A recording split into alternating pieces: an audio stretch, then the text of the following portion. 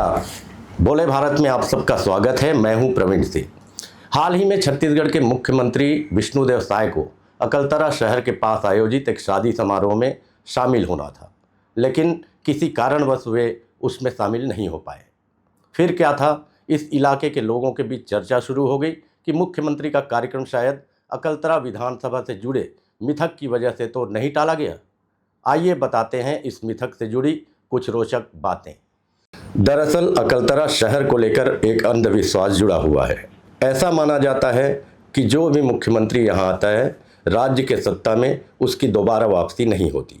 कुछ समय तक ऐसा मिथक उत्तर प्रदेश की नोएडा विधानसभा सीट को लेकर भी था, लेकिन योगी आदित्यनाथ इस मिथक को तोड़ चुके हैं। लेकिन अकलतरा का अभी भी कायम है। राज्य बनने के बाद 2003 के विधानसभा चुनाव की तैयारी के लिए राज्य के तत्कालीन मुख्यमंत्री अजीत जोगी ने राज्य की विधानसभा सीटों का दौरा किया। इस दौरान वो अकलतरा पहुंचे और उनकी पार्टी सत्ता से बाहर हो गई। अजीत जोगी के बाद डॉक्टर रमन सिंह राज्य के सीएम बने और करीब 15 साल तक सत्ता में रहे।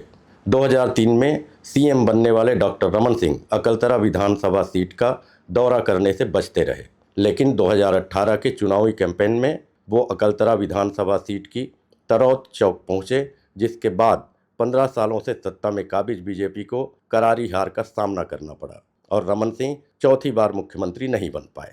छत्तीसगढ़ में 2023 के विधानसभा चुनाव से पहले कांग्रेस ने प्रदेश की सभी 90 सीटों में संकल्प शिविर का आयोजन किया था।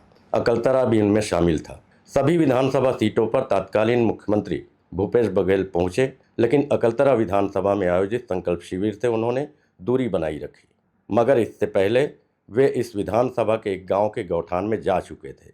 इस मिथक को मानने वाले लोग इसे भी उनकी पार्टी की हार से जोड़कर देखते हैं। अकलतरा से जुड़ी मिथ अविभाजित मध्य प्रदेश के समय से चली आ रही है।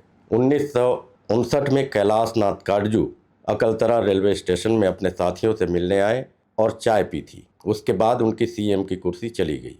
फिर साल 1973 में मुख्यमंत्री प्रकाश चंद्र सेठी भी अकलतरा आए और यहां से जाने के बाद मुख्यमंत्री पद से हाथ धो बैठे।